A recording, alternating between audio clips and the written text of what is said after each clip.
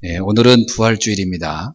그래서 여러분이 아마 이 부활에 대한 말씀들을 많이 듣고 있을 것입니다. 그래서 오늘은 특별히 예수 그리스도의 죽음과 부활의 체험자들이라는 제목으로 말씀을 함께 나누려고 합니다.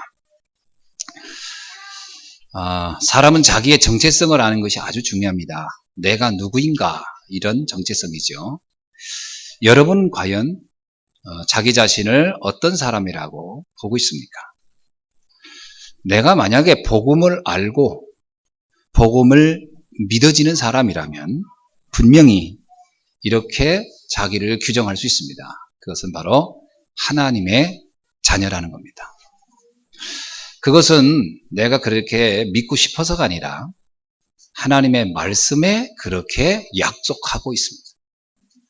다시 말하면 하나님은 영적 법으로 그렇게 규정해 주시는 겁니다. 내가 너를 하나님의 자녀라고 하겠다는 것이죠. 그 근거가 뭘까요?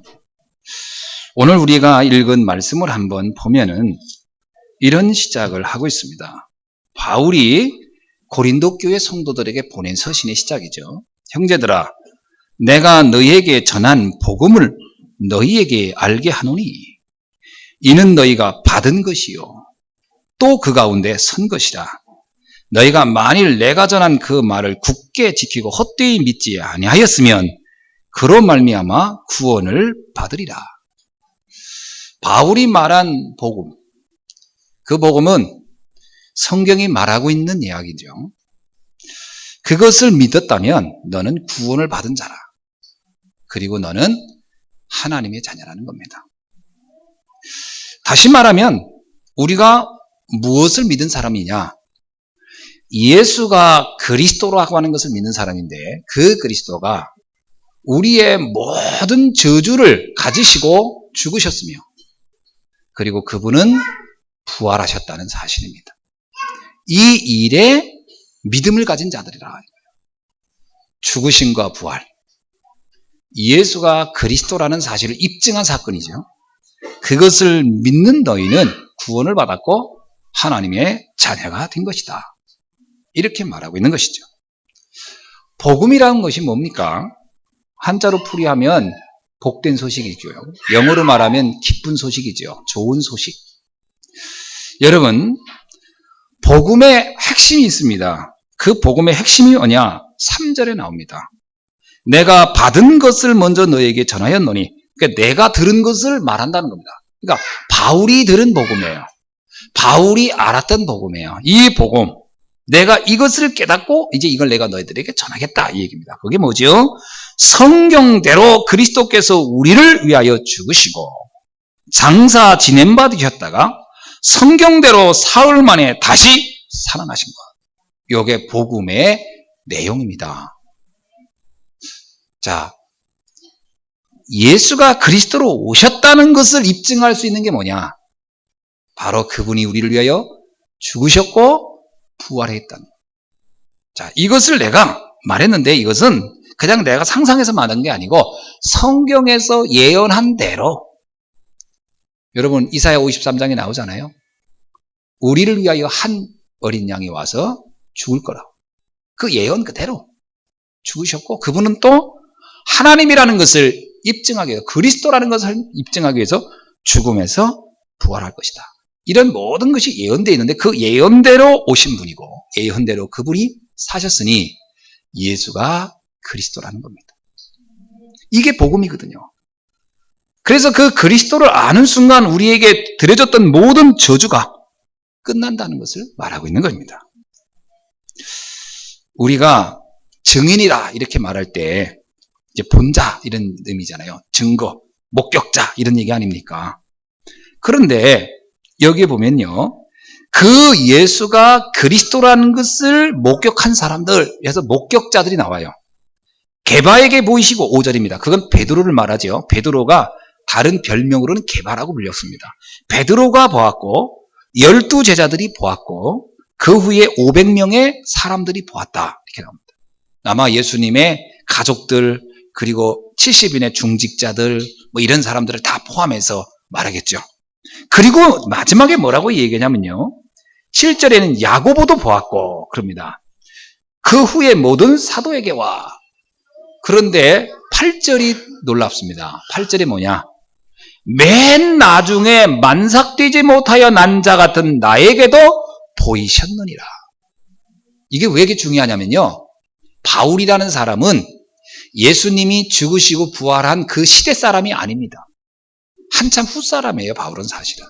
근데 그 바울이 뭐라고 하냐면, 내가 그리스도가 우리를 위해 죽은 것을 보았고 그분이 우리를 통해 부활한 걸 내가 보았다. 이런 말이거든요. 내가 그 일의 증인이라는 거예요. 여러분, 영적인 사실은 본다고 믿어지는 게 아니고요.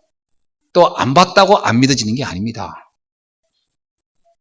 영적인 세계의 증인은 다릅니다.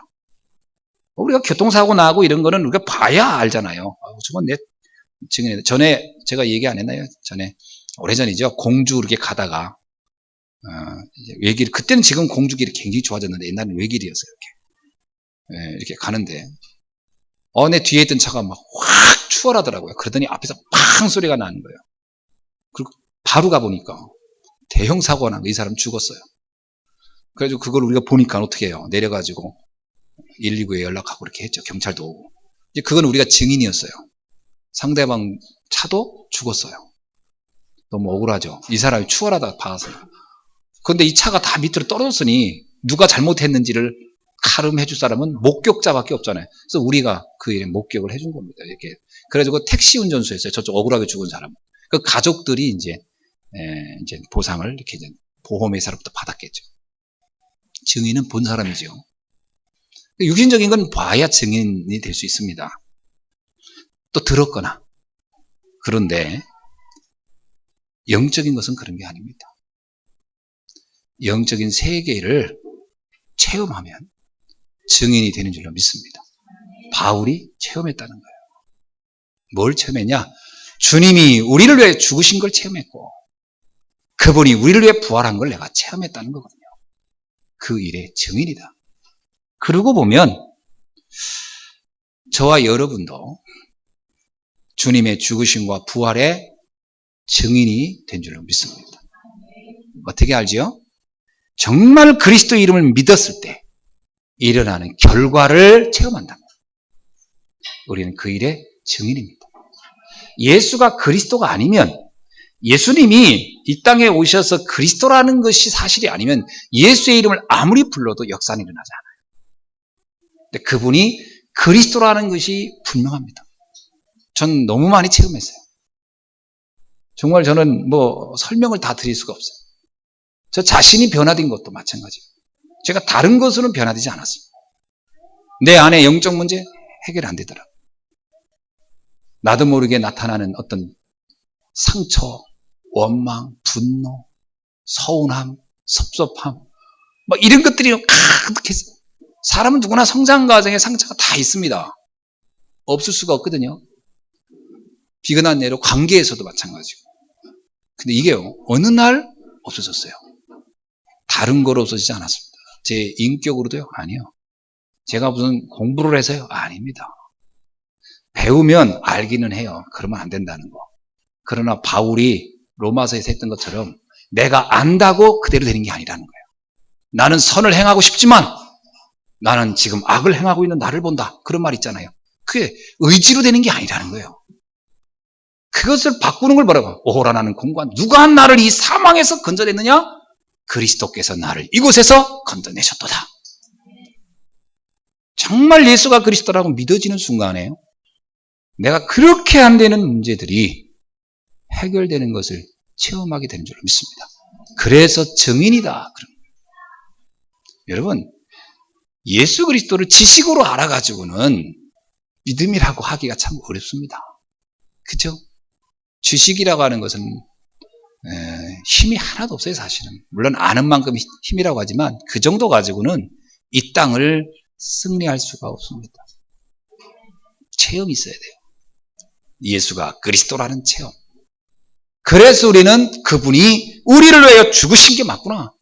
나에게 있는 모든 저주와 재앙을 다 가져가셨구나. 그리고 그분은 승리하셨어. 부활이 무슨 의미입니까? 사망을 이겼다는 말도 되고요. 부활을 했다는 말은 지금 성령으로 우리와 함께 한다는 말이기도 합니다. 함께 한다는 증거, 우리의 삶 속에서 증거가 나타나니까요. 왜 기독교를 체험의 종교라고 하는지 아시죠? 체험이란 말을 또 오해하더라고요. 이 체험이라고 할 때 쓰는 체험은 무슨 신비한 걸 보고 무슨 소리를 듣고 이걸 말하는 게 아닙니다. 정말 그리스도를 믿었을 때 나타나는 나의 삶의 큰 축복들, 변화들, 그것을 체험이라고 하는 겁니다. 아멘이죠? 정말 오네시모 같은 도둑놈이요 살인자요 어떤 면에서는 정말 못된 사람이 그리스도를 만난 이후에 한 시대의 전도자로 바뀐 것, 어떻게 가능합니까? 누가 시켜서요? 아니요. 복음이 아니면 안 돼요. 사울, 그렇게 핍박했고 그렇게 못된 짓을 했던 사울이 어느 날 그리스도란 이후에 인생이 완전히 바뀌었어요. 그게 체험입니다. 그리스도 안에서 변화. 오늘 우리는 이 축복을 다시 한번 확인하는 날이 되기를 주의 이름으로 축원합니다. 신앙생활의 근본이 있습니다. 신앙생활의 근본을 잘 이해해야 되는데 출발이라고 할 수도 있는데 그게 뭐냐면 말씀에 대한 이해입니다. 여러분, 성경의 말씀은 곧 하나님의 말씀입니다.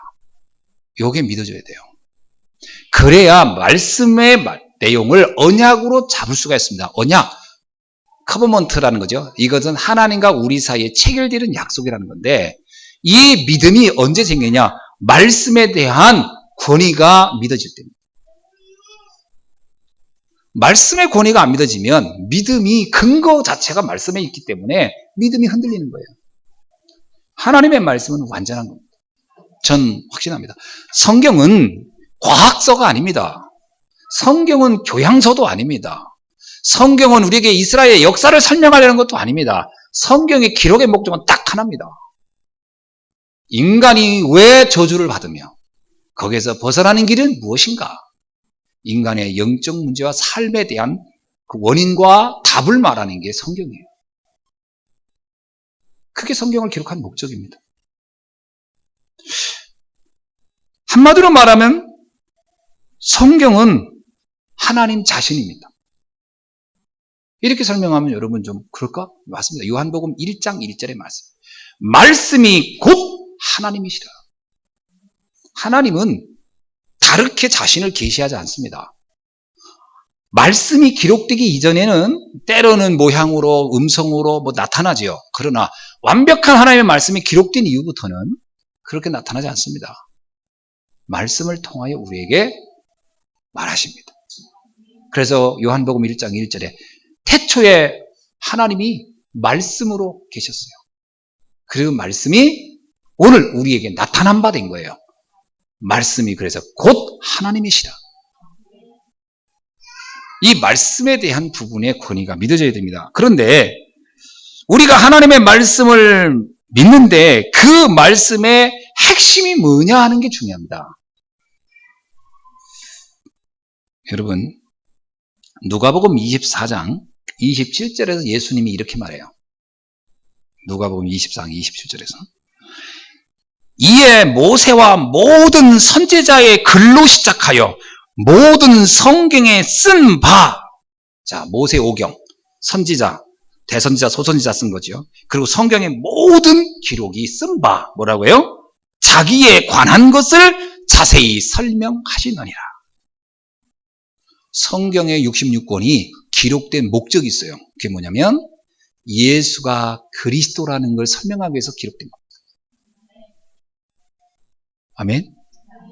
그래서 성경을 이 두꺼운 성경을 압축하면 딱 한 단어가 나와요. 예수가 그리스도라는 거예요. 그게 성경의 핵심입니다. 그래서 성경은 역사를 배우려고 하면 안 돼요.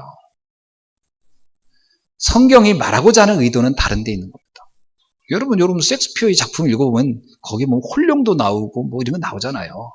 그러면 셰익스피어가 이 사람이 홀령을 믿는 사람인가 이 말을 하려고 한 겁니까? 아니에요. 거기서 말하는 것은 다른 의도를 가지고 쓴 거 아닙니까? 성경에는 많은 기록이 있어요.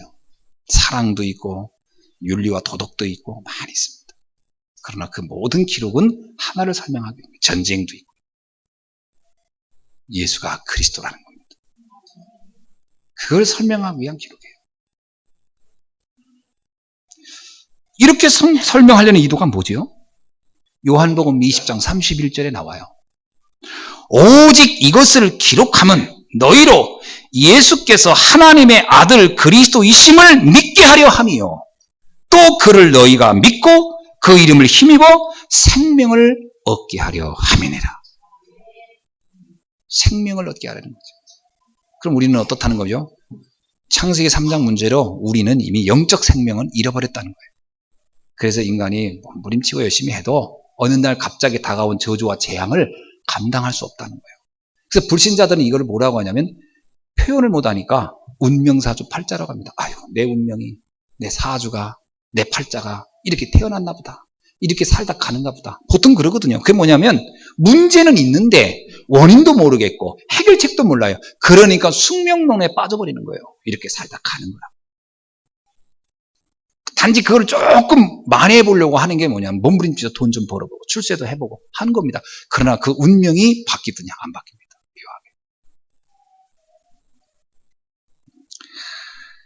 여러분, 신앙의 근본, 말씀에 대한 권위, 말씀의 이유, 설명의 기록의 목적, 그 내용을 명확하게 붙잡으면 신앙이 시작됩니다. 아멘. 아주 중요합니다. 그러면 내 인생이 바뀌어요. 여러분 인생이 정말 바뀌어지는 날이 되기를 주의 이름으로 축원합니다.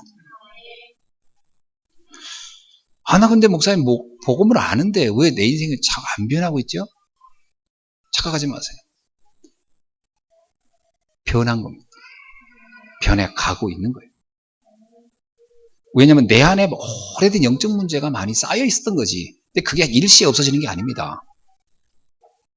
그것은 서서히 말씀을 듣다 보면 없어져요. 30년, 40년 살아오면서 배운 상처도 이게 고스란히 남아있죠. 복음 알기 이전에. 복음을 들으면서 이 부분이 치유되어 가는 거예요. 서두르지 마십시오. 정확한 하나님의 시간표 속에 되어가는 줄 믿습니다. 문제는 이 비밀 속에 태어났느냐는 게 중요해요. 이게 시작되면 돼요. 그러면 예수 그리스도가 죽으시고 부활했다는 말은 어떤 말입니까? 바로 그분이 이 일을 위하여 오신 분이라는 것이고 하나님께서 그 우리의 인생의 저주와 재앙을 해결할 분으로 하나님이 그 답으로 그리스도를 보내셨다는데 그분이 바로 우리를 위하여 죽으시고 부활하셨다는 것이죠. 그래서 주님의 죽으심과 부활은 하나님의 인류 구원의 대사역이 성취된 것을 설명하는 겁니다. 다 이루어졌다는 거죠. 그래서 예수님이 십자가에서 마지막에 한 말이 그겁니다. 난 다 이루었다. 다 끝냈다는 겁니다. 뭘 다 끝냈다는 거죠? 내가 이 땅에 와야 할 이유를, 내가 이 땅에서 해야 될 목적을 다 끝냈다는 거예요. 이제 그 주님의 선언이 내 것이 돼야 되겠죠. 그렇죠. 주님은 선언했는데 그건 내 것이 돼야 돼요. 그것은 그 선언 속에 내가 들어가는 겁니다. 믿어야 돼요. 자, 그래서 오늘은 그 축복 속에 들어갈 때 오는 결과를 성경은 구원이라는 말을 씁니다. 구원이 뭔지 아시죠? 수렁에서 빠져나왔을 때 도저히 내가 해결할 수 없는 데서 내가 나왔을 때 그때 쓰는 단어가 구원이라고 합니다. 누가 나를 구원해 주겠느냐. 이 절망에서, 이 좌절에서, 이 문제에서, 이 운명에서 여기서 나를 빼줄 길이 뭐냐. 여기서 벗어난 것을 구원이라고 하는 것이죠. 그래서 구원이라는 말을 성경에서는 어떻게 설명하고 있는지를 한번 살펴보려고 합니다. 자, 그래서 주님의 십자가와 부활은 바로 구원을 이룬 일이니까요. 그래서 구원을 이해를 하는 것이 굉장히 중요합니다. 구원이 뭡니까? 저는 어릴 때부터 교회 다니면서 구원받으라는 말을 수도 없이 들었는데 그게 정확히 뭔지 설명해 주지는 않더라고요. 그래서 제가 한 번은 전사님한테 물어봤어요. 전사님, 구원이 뭐예요? 구원을 어떻게 이러더라고요. 기도해봐. 아니, 하나도 모르겠는데 기도해보래. 또, 뭐냐면 그냥 믿어. 그러더라고요. 그래서 제가 그때 의문이 생겼어요. 아니, 뭘 믿으란 말인가? 믿음의 어떤 내용을 알아야 될 텐데 그냥 믿으라는 거예요. 참 막연하더라고요. 그러니까 믿음이 안 생겨요. 생길 수가 없지. 믿고 싶은데 믿음의 내용을 모르는데 어떻게 믿음이 생깁니까? 기도하고 싶은데 어떻게 기도하는지 모르는데 기도가 됩니까? 아무것도 안 되지. 구원이 뭐죠? 에베소서 2장을 한번 보겠습니다. 여러분 한번 펼쳐봅시다. 에베소서 2장. 에베소서 2장에는 우리가 어디에서 구원을 받았는지를 잘 설명하고 있어요. 자, 2장 1절로 1절 한번 보세요. 2장 1절 한번 보겠습니다. 어디서 우리가 구원받았나요? 자, 시작. 그는 허물과 죄로 죽었던 너희를 살리셨도다. 아멘. 그는이라는 얘기는 예수 그리스도를 말하죠. 예수 그리스도는 허물과 죄로 죽었던 우리를 살리셨다는 거예요. 자, 여기서 허물은 뭐고 죄는 뭐죠? 허물은 자범죄를 말합니다. 허물은 껍데기, 본질이 아니고요. 허물은 자범죄를 말하고 죄는 본질을 말하죠. 원죄입니다. 다시 말하면 우리가 자범죄와 원죄 속에 있어서 우리의 영은 죽어 있었다는 거예요. 그 원죄가 뭐죠? 하나님 떠난 것을 말하잖아요. 그럼 하늘을 왜 떠났죠? 사단에게 속아서. 아담이 떠났죠. 그것 상태에서 우리가 죽어 있었다는 거예요. 죽어 있었기 때문에 우리는 우리 인생을 어떻게 할 수가 없었다는 겁니다. 숙명론인 거예요. 그냥 태어난 존재. 그리고 실존주의자들은 뿌려진 존재 이렇게 표현하잖아요. 그냥 뿌려졌다는 내 인생. 어찌 할 수 없나? 두 번째는 뭡니까? 2절. 그때에 자 이렇게 죄와 허물로 죽은 상태에서 삶은 어땠느냐? 두 번째입니다. 죄와 허물로 죽으니까 그 다음에 삶이 어떻게 바뀌었느냐는 거예요. 삶이 어떻게 됐죠? 그때 시작. 너희는 그 가운데서 행하여 이 세상 풍조를 따르고 공중의 권세 잡은 자를 따랐으니 곧 지금 불순종의 아들들 가운데 역사하는 영이라. 죄와 허물로 죽어버리니까 우리의 삶은 어떻게 해요?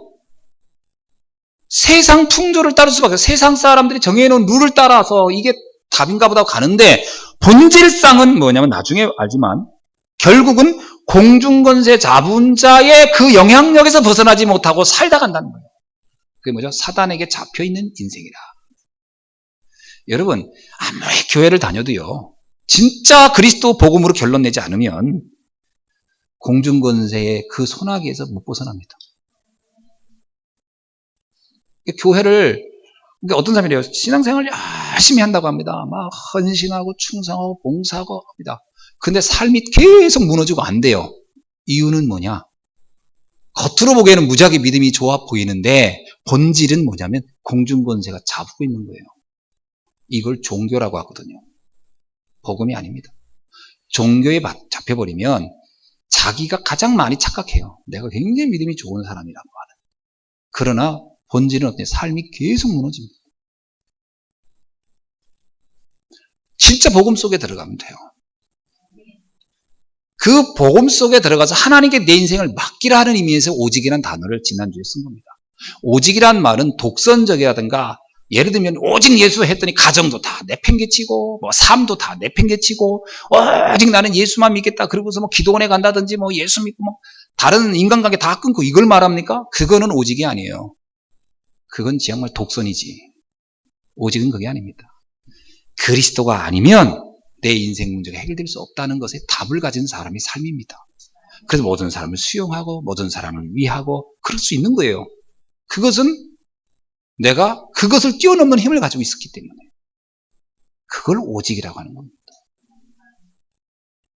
오직이 이해되면요 다 수용돼요. 오직이 이해되면 모든 사람의 영적 상태가 다 보입니다.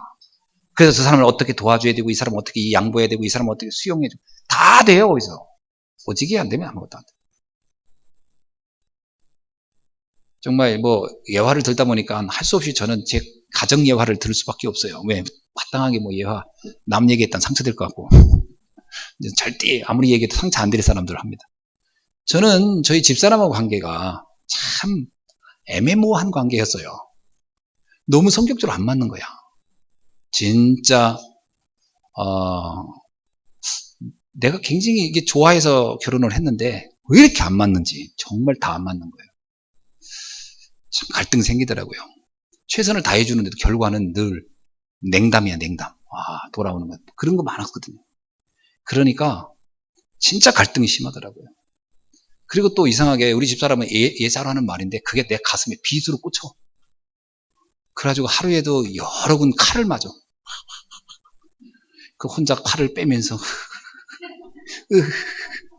왜 이런 말을 내가 들어야지 막 이러면서 진짜 이 예사로 한 말이 그냥 막 관자놀이를 찌르고 막 심장을 찌르고 이런 때가 참 많았어요.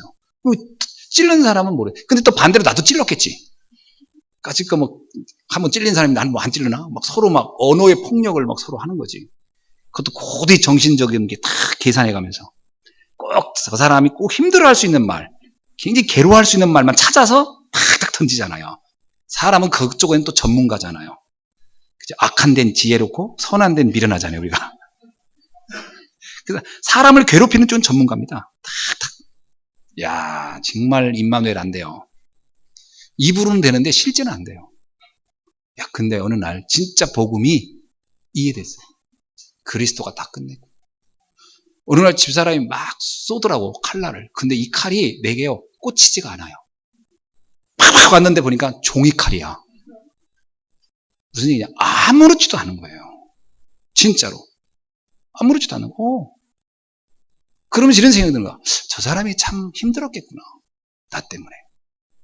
저런 말을 할 수밖에 없는 입장이. 그러니까 가급적이면 잘해줘야 되겠다. 내 나름대로 정말 잘해주려고 합니다. 잘해주려고 합니다. 최선을 다해서 잘해주려고 합니다. 그래서 저는 정한 게 있어요. 하루에 어떤 단어들은 하루에 몇 번씩 쓰자. 필요한 거 어떻게 해주자. 그 룰을 생각 지켜. 근데 그게 일부러 하는 게 아니라 미안해서. 그리고 너무 고마워서. 이게요, 복음이 딱 오직이 되니까 되더라고요. 오직 되기 전에 안 돼요. 그럼 이게 독선입니까? 아니에요. 이게 사는 길이더라고요. 저는 되게 예민한 사람입니다. 조금만 스트레스 받거나 그러면 일단 소화가 안 돼. 그리고 늘 위장이 이렇게 문제가 와요. 그런데 정말 소화 정말 잘 됩니다. 왜? 스트레스를 전혀 안 받아요. 요번에 테스트 했는데 그러더라고. 선생님은 스트레스가 없네요 하더라고요. 와, 정말 이런 사람 처음 본데 스트레스가 없는 분은. 단지 운동을 안 해서 좀 비만하지. 여러분, 왜냐? 오직 돼야 돼요. 오직이 안 되면 살 수가 없어요. 오직이 안 되면 제일 먼저 누가 죽냐? 내가 죽어요. 내 몸부터가 괴로운데 힘들고 스트레스 받고 그러니까 탈모 생기는 거지. 내가 오직이 안 됐을 때 눈썹 다 빠졌었어요. 지금 되게 진하죠? 안 그린 겁니다. 저 오리지널이에요. 근데 이거 다 빠졌었어요. 안 믿어지죠? 오직이 안 됐을 때 스트레스를 어떻게 받는지. 그리고 원형 탈모 생기더라고. 그래서 내가 이것 때문에도 한의원도 가보고 막 그랬어요. 이거 어떻게 하면 좋냐고. 동전 많은 거 4군데가 생겼어요. 난리도 났지. 지금은 없어졌어요. 임마누엘 딱 떼고 나서 제일 먼저 나타나는 현상, 이게 새카마지더라고요. 여러분, 오직이 안 되면 안 됩니다. 우리가 이게 죄와 허물로 죽은 상태에서요, 사단에게 잡혀있다. 인생이 얼마나 피곤한지 몰라요. 모든 게 상처고 모든 게 원망이고 모든 게 불평이고 모든 게 세상 탓이에요. 너 때문에 그래. 누구 때문에. 내가 옛날에 달고 산 게 있었어요. 한숨. 나는 몰랐어요. 어느 날 집사람이 그러더라고. 당신 왜 이렇게 한숨을 쉬냐고. 밥 먹다 말고 또 뭐 하다가 나도 몰라. 한숨이 쑥쑥 나와. 왜? 답답. 이게 없어졌어요. 여러분, 공중권세가 잡았다 그랬어요. 죄와 허물로 죽으면 사단이 잡고 있는 겁니다.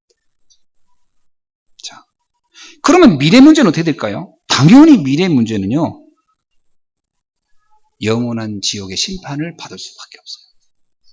그게 우리의 결과입니다. 그러니까 여러분, 지옥은 가봐야 아는 게 아니고 이 땅에서 복음 못 누리면 이 땅에서 또 지옥처럼 살지만 영원한 지옥도 또 가요. 이게 2중 3중으로 보통 문제가 아닙니다. 이 땅에서 천국을 누리길 주의 이름으로 축원합니다. 그래야 영원한 천국이 보장되는 거지. 여러분. 그래서 인간관계, 인간이 과거, 현재, 미래의 이런 문제를 해결하는 길은 다른 길이 없어요. 우리의 노력으로 절대 안 돼. 그래서 하나님이 그리스도를 보내신 겁니다. 우리의 미래 반드시 심판이 있습니다. 그래서 주님이 우리에게 부활을 약속해 준 거예요. 우리는 죽어서 사라지는 존재가 아니라는 겁니다. 인간이 죽어서 사라지는 존재 절대 아닙니다. 많은 사람이 착각하더라고요. 죽으면 끝이라고. 아닙니다. 죽으면 끝이 아닙니다. 죽으면 새로운 시작인데 그 시작은 영원하기 때문에 더 문제예요. 성경에 보면 누가복음 16장에 부자와 거지 나사로 비유가 나와요. 여기 보면은 부자는 지옥에 갔고 거지 나사로는 천국에 갔습니다. 맞지요? 근데 어떤 분이 이렇게 설명했더라고. 부자는 돈 때문에 지옥 갔고 거지 나사로는 돈이 없어 천국 갔다는 거예요. 나 이렇게 말하는 분도 봤어요. 이야, 무슨, 그러면 돈 번 사람은 다 지옥 갑니까? 아닙니다. 그것 때문에 지옥 간 게 아니에요. 부자가 지옥 간 이유가 있습니다. 부자는 돈밖에 없었어요. 돈 때문에 간 게 아니라 돈밖에 없었어요. 무슨 얘기냐? 그는 참된 안식도 몰랐고 참된 행복도 몰랐고 영원한 생명 내세를 알지 못했어요. 그게 그 부자의 한계였어요. 그러니까 돈 때문이 아니에요. 돈밖에 몰랐기 때문에 그런 거예요. 돈도 있으면 돼요. 복음 알면서 돈 있으면 얼마나 좋은데요. 그럼 전도하는 일, 선교하는 데 얼마나 유용하게 쓰는데 그게 아니라 이 부자는 돈밖에 모르는 거예요. 돈밖에 모르면 이렇게 돼요. 돈이 주는 유혹이 많죠. 그러나 돈이 주는 것의 한계는 영원한 것을 살 수 없다는 겁니다. 그래서 돈도 알아야지 돈밖에 모르면 큰일 납니다. 랩런트들이 돈도 벌어야 되는 것이지 돈밖에 모른다. 이미 실패하고 가는 거예요. 그렇게 키우면 큰일 나거든요. 그래서 어른들이 자꾸 아이들한테 돈 걱정하는 모습을 보여주면 안 됩니다. 돈은 있을 수도 있고 없을 수도 있거든. 맨날 돈 없다, 돈 없다. 각인돼 버려요, 각인. 아, 모든 행복의 기준은 돈이구나. 그렇게 각인되면 곤란합니다. 그래서 돈 때문에 살인도 하고 그런 거예요. 그것도 많지도 않은 돈 때문에. 왜? 돈이 전부라고 각인되니까. 그럼 돈 주는 부모는 존경하고 돈 없는 부모는 무시하고 그렇습니까? 그게 가치를 잘못 봐서 그런 거예요. 그럼 나사로는요? 왜 천국 갔죠? 나사로는 돈만 없었어요. 그래서 천국 간 겁니다. 나사로는 돈만 없었어요, 돈만. 다른 건 다 있었어. 좀 안타깝긴 하지. 그것도 돈도 있었으면 좋았을 텐데. 근데 그게 훨씬 납니다. 다른 거 다 가지고 돈만 없는 게 낫지. 그래서 돈도 있으면 더 좋죠. 그런데, 아멘. 아멘입니다. 그건 맞는 얘기예요. 사람이 좀 돈이 없으면 구원은 받고 하나님께 은혜는 받는데 좀 구질구질해지지. 구질구질한 신앙생활을 해야 되니까. 그러니까 돈도 있어야 좋지요. 나사로는 하나님도 알았어요. 복음이 뭔지 알았고 천국에 대해서 알고 영생을 먼저 알았어요. 하나가 없지만 만 가지를 가진 사람이에요. 여러분, 만 개를 가지고 있으면서도 하나가 없어서 망한 사람이 있는가 하면 딱 한 개를 가지고도 만 가지를 움직이는 사람이 있어요. 이 차이를 우리가 꼭 알아야 할 줄 믿습니다. 진짜로 복음이 이해되면 그 안에서 다른 것도 다 나와요. 그래서 예수 그리스도의 죽으심과 부활의 증인은 너무나 중요한 겁니다. 이 사실의 증인이다. 이 일의 체험자다. 이것은 어마어마한 겁니다. 세상에 많은 것을 가지고 있었으나 한 가지가 없어서 인생이 비참해지는 사람 우린 주변에 너무 많이 봐요. 그 대표적인 사람이 뭐 좀 죄송합니다만 그 가족들과 그 본인에게 노무현 대통령 같은 사람. 그는 돈도 돈도 있는 사람이죠. 변호사였으니까. 그는 배울 만큼 배웠고요. 그는 재력가, 또 변호사였죠. 거기다 대통령도 했잖아요. 아쉬울 게 뭐가 있겠습니까? 그러나 그 많은 걸 가지고 있는데 딱 하나가 없었어요. 복음이 없었던 거죠. 영원한 걸 준비할 게 없었어요. 그래서 오늘 우리가 그리스도의 죽으심과 부활의 증인이라는 것은 아주 중요한 최고의 것을 붙잡은 사람인 줄로 믿습니다. 이걸 꼭 기억하셔야 돼요. 자, 그러면 구원의 자격은 뭡니까? 인간의 과거, 현재, 미래 모든 문제를 해결하신 구원자의 자격이 뭘까요? 자, 우리에게 이런 구원을 주시는 분이 예수님이라고 하는데 과연 예수님이 그리스도라고 할 수 있느냐? 이렇게 반문할 수 있거든요. 도대체 예수를 그리스도라고 믿는 근거가 뭐냐? 이럴 수 있거든요. 요거를 왜 제가 이 얘기를 하냐면 유대인들은 아직도 예수를 그리스도라고 인정을 안 해요. 유대인들은. 그래서 유대교는 기독교인들을 이상하게 보거든요. 유대인들은 아직도 그리스도는 안 왔다고 믿어요. 그리스도는 아직 안 왔다. 그 유대인들은 그래서 아직도 그리스도를 대망하고 있습니다. 그게 뭐죠? 시온 사상이요. 시온이죠.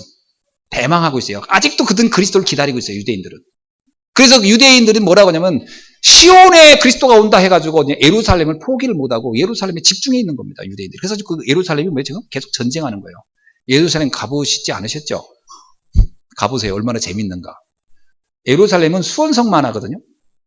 그 안에 얼마나 웃기냐면요. 그 안에 이스라엘 군인, 아랍 군인, 미군 군인, 영국 군인, 군인들이 다 이렇게 지키고 있어요. 그리고 우리가 보면 우리 이렇게 사방치기라고 하지? 그거 되게 비슷해요.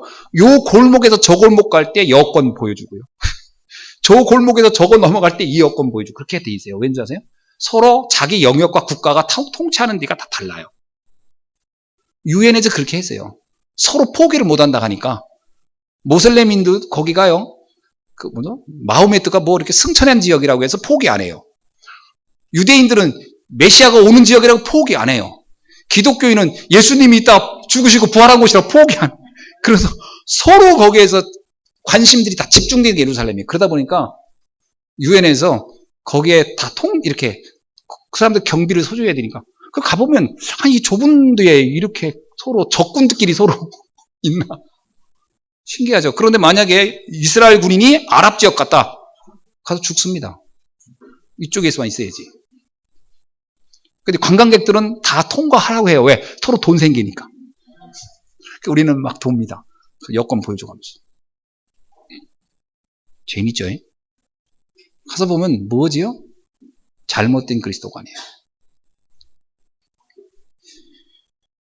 그래서 예수가 그리스도라는 분명한 답을 갖지 않으면 안 돼요. 그리스도라고 하는 증거가 뭡니까? 그분은 그리스도가 되려면 조건이 있어요. 사단의 권세를 깨트릴 수 있는 권세가 있어야 돼요. 그래야 되겠죠? 인간은 사단이 잡고 있다고 했으니까요. 그 사단을 꺾을 권세가 있어요. 그래서 예수 그리스도를 믿는다고 할 때는요, 예수님 그러잖아요. 나의 이름으로 귀신을 쫓아내며 이 권세를 너에게 주기 위함이라. 그게 굉장히 중요한 말이에요. 여러분, 우리 가정에 들어오는 흑암, 저주, 재앙, 그 배후에 사단이거든요. 그거를 꺾을 권세가 예수 그리스도 이름 앞에 있는 줄로 믿습니다. 정말 여러분 예수 그리스도 이름으로 기도해 보세요. 신기하고 놀라운 일들이 일어날 겁니다. 야, 어떻게 이런 일들이 신명막적하게 이런 일이 일어날 수 있을까? 해결돼요. 여러분 삶 속에 들어왔던 저주와 재앙과 운명 같은 것들이 꺾이게 되는 줄로 믿습니다. 그래서 예수가 그리스도예요. 저는 분명히 고백할 수 있어요. 여러분 뭐 여기에도 증인들이 있지만 뭐 귀신에게 시달린 분들 뭐 막 이런 예수 그리스도 이름 딱 불러서 정말 믿을 때 끝나면요. 석가모니 아무리 불러보세요. 되나? 안 돼요. 더 달려들지. 그리스도의 이름의 권세가요. 뭐 성경 뭐냐면 하늘과 땅의 모든 권세를 가진 그 이름이에요. 만물이 복종하는 이름이라고 그랬어요. 그래서 예수가 그리스도인 거예요. 예수님이 제자들을 그러죠. 나의 이름으로 했더니 귀신들이 펄펄 떨고 떠납니다. 예수님이 그거 당연한 거 아니냐? 그래서. 네 이름이 천국에 기록된 것으로 기뻐하라. 그리스도의 이름을 선포하면 당연히 흑암은 떠나게 돼 있는 것이다. 떠나게 돼 있는 겁니다. 여러분이 그걸 믿고 기도하시기 바라요. 그게 그리스도의 이름의 권세입니다. 그래서 예수가 그리스도인 거예요. 안 믿어지십니까? 이거 믿으셔야 돼요. 정말 중요한 거예요. 두 번째가 뭡니까? 그분은 인간의 몸으로 오셔야 돼요. 왜지요? 인간을 구원하려니까. 하나님이 만약에 강아지를 구원하려고 왔다. 그럼 강아지 몸으로 와야 돼요. 하나님이 소를 구원하려고 왔다. 그럼 소로 왔어야죠. 하나님은 인간을 구원하시려고 인간에게 당신을 드러내야 되니까 사람의 몸을 입고 온 겁니다. 당연한 거죠. 그러면서 그분은 죄가 없는 분이어야 돼요. 왜? 그분은 죄를 다스려야 되니까요. 죄를 다스린 분이 죄가 있으면 다스릴 수가 없잖아요. 그래서 그는 원죄가 없으신 분이고 자범죄가 없는 분이에요. 그래서 그분은 독생자의 이름으로 마리아의 몸으로 동정녀의 몸으로 온 겁니다. 왜? 아담으로부터 전해오는 원죄로부터 벗어나야 되니까요. 그래서 그리스도가 되기 위해서 예수님은 처음 탄생 과정이 아주 영적으로 과학적이에요. 그래서 처녀의 몸을 입고 온 겁니다. 그래야 아담으로 오는 원죄로부터 자유로운 거예요. 그는 인류의 모든 죄를 대속해서 죽었습니다. 성경에 보면은요, 피 흘림이 없으면 죄 사함이 없다 그랬어요.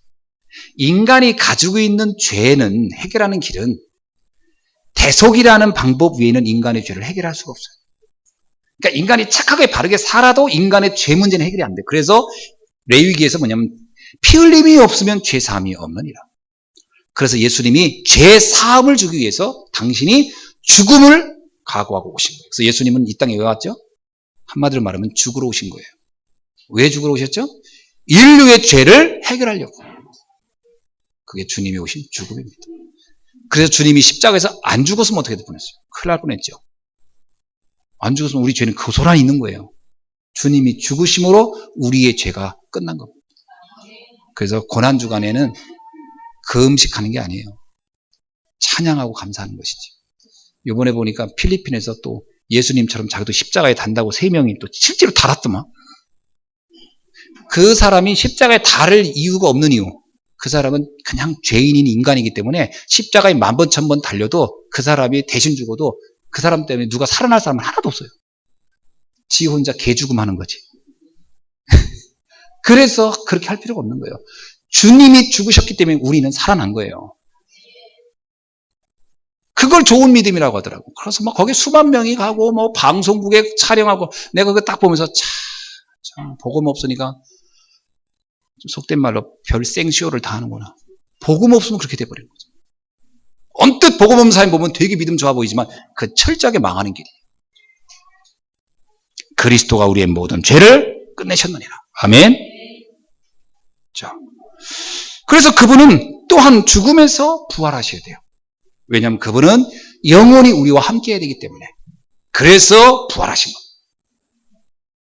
그래서 그는 또한 우리에게 부활을 약속해 주셨어요. 너희도 영원한 부활을 할 것이다. 그래서 이 부활은 우리에게는 엄청난 축복의 날이죠. 자, 세 번째 구원의 방법입니다. 그렇다면 우리가 어떻게 구원을 얻을 수 있습니까? 구원을 얻는 방법은 믿음입니다. 어떻게 믿느냐? 예수가 그리스도로 오셨다는 사실을 믿으면 돼요. 그래서 믿으면 살겠네요. 힘써도 안 되고 울어도 안 되고 몸부림쳐도 안 되지만 믿으면 돼요. 그래서 믿음으로 너희는 의롭게 되었느니라. 아멘. 인간의 모든 문제는 영적 문제예요. 그래서 그 영적 문제는 그리스도만 해결할 수 있어요. 이 사실을 우리 보고 어떻게 하라고 한 게 없어요. 그래서 너는 그분이 그 일을 하셨다는 사실을 믿기만 하라는 거예요. 그러면 된다는 거예요. 이 같은 구원의 주인공이 예수 그리스도로 오늘 우리에게 오셨습니다. 그래서 그분을 나의 인생의 주인으로 받아들이라는 것이죠. 여러분, 그래서 예수님을 내 인생의 주인으로 받은 사람이 이제 중요한 게 뭡니다. 예수님을 내 인생의 주인으로 받는 사람의 특징이 있어요. 주인이 하라는 대로 하는 겁니다. 그럼 주인이 하라는 말은 뭡니까? 말씀 따라가는 거예요. 말씀은 3가지가 있어요. 기록된 말씀, 선포된 말씀, 적용된 말씀입니다. 요한계시록 1장 3절에 보면 이 예언의 말씀을 읽는 자, 기록된 말씀이죠. 이 말씀을 듣는 자, 선포된 말씀이죠. 그 가운데 기록된 것을 지키는 자가 복이 있느니라. 적용된 말씀. 말씀을 3가지로 적용해야 돼요. 말씀을 읽고 듣고 지켜야 합니다. 그게 말씀 따라가는 성도의 삶이에요. 자, 여러분, 이자가 복이 따르세요. 여러분이 성경 말씀을 믿어지면 읽게 될 거 아닙니까? 안 믿는 사람이 읽습니까? 집에 성경책이 100권 있어도 안 읽지. 그 자체가 복이 있는 거예요. 두 번째, 선포된 말씀이다. 시간표에 맞춰서 강단에서 하나님의 말씀이 선포됩니다. 그걸 듣는 자 감사하죠. 축복받은 거예요. 그래서 이렇게 예배를 드린다는 건 큰 축복입니다. 세 번째는 이 말씀이 나에게 이 시간표에 주신 거예요. 이 말씀을 지키는 자, 적용하는 겁니다. 아, 나에게 이 말씀은 그대로 되겠구나. 그 자가 예수님을 내 마음의 주인으로 모신 자의 삶입니다. 자, 이렇게 예수님을 내 인생의 주인으로 모시면 누가 내 인생을 인도하냐? 주의 성령께서. 아멘. 고린도전서 3장 16절에는 내가 너의 삶을 너를 성전 삼아 성령으로 함께하며 너의 인생을 인도하지. 주의 성령께서 함께하는 줄로 믿습니다. 여러분, 그리스도의 십자가와 부활에 체험하신 여러분, 성령께서 오늘도 우리를 부활하신 주님이 성령으로 인도하고 계신 줄로 믿습니다. 자, 말씀을 맺습니다. 그러면 이제 어떻게 살아야 할까요? 하는 거죠. 오직으로 시작하시기 바랍니다. 오직입니다. 오직이란 말은 독선이 아니에요. 예수 그리스도가 아니면 안 된다는 답을 갖는 게 오직입니다. 아멘이죠? 여러분, 오직으로 시작하시기 바랍니다. 그래, 오직 예수다. 오직 복음이다. 오직 말씀이다. 오직 기도다. 그래서 이 복음을 전하는 것이 가장 가치 있는 삶이다. 오직 전도다. 오직으로 시작하시면 됩니다. 두 번째, 모든 축복을 가로막는 장애물은 사실은 이미 그리스도께서 다 끝냈건데요. 딱 하나만 남았습니다. 나 자신입니다. 나 자신. 내 안에 오래된 상처와 각인된 것들이 결국은 가장 큰 장애물이 나예요. 이미 우리에게 다른 사람은 문제가 안 되는 겁니다. 우리에게 이미 어떤 사건, 문제, 핍박도 죽음도 문제가 안 돼요. 문제는 나 자신이에요. 그래서 어떻게 되겠죠? 이거를 바꿔야 돼요. 내 안에 깊은 거 바꾸는 수밖에 없어요. 어떻게 바꿉니까? 말씀을 깊이 묵상할 때. 아멘. 그 말씀 붙잡고 깊이 기도할 때, 그때만 바뀌어요. 나의 장애물을 나를 넘어서야 돼요. 세 번째입니다. 서론이 뭐며 본론이 뭐며 결론의 삶이 뭔지를 명확히 알 필요가 있어요. 이게 구분이 안 되면 우리는 또 착각합니다. 서론이 뭐죠? 눈에 보이는 것들은 다 서론이라고 보면 돼요. 사람, 일, 환경 이런 것 때문에는 절대 시험 들거나 갈등하거나 흔들리지 않기를 바랍니다. 사람 때문에 염려한다? 그러면 이렇게 생각하면 돼요. 아, 내가 서론에 빠졌구나. 사람 때문에 시험 들고 서론이지요. 자, 본론은 뭐죠? 그리스도를 마음껏 누리는 게 본론입니다. 아멘. 결론은 뭘까요? 결론은 이 복음을 전하는 겁니다. 전도자가 되는 거예요. 왜? 하나님은 그걸 가장 기뻐하니까요. 그래서 여러분, 전도자의 삶을 사는데 여러분의 결론 속에 이게 있으면 돼요. 내가 제자가 되고 제자를 세우겠다. 오늘 이 축복을 마음껏 누리기를 주님의 이름으로 축원합니다. 기도하겠습니다. 하나님의 은혜 감사합니다. 예수 그리스도의 죽으심과 부활의 증인들이 오늘 하나님께 예배를 드렸습니다. 주신 말씀 가지고 완전 복음, 완전 성령, 완전 믿음으로 하나님께 최고의 영광을 드리게 하옵소서. 오늘 이 시간 말씀 안에서 우리에게 힘을 주시고 인생의 분명한 답과 방향을 주신 주님을 찬양합니다. 오늘 이 시간 이 말씀 붙잡고 내 인생을 새롭게 시작하는 축복의 날이 되게 하옵소서. 살아계신 주 예수 그리스도의 이름으로 기도하옵나이다. 아멘.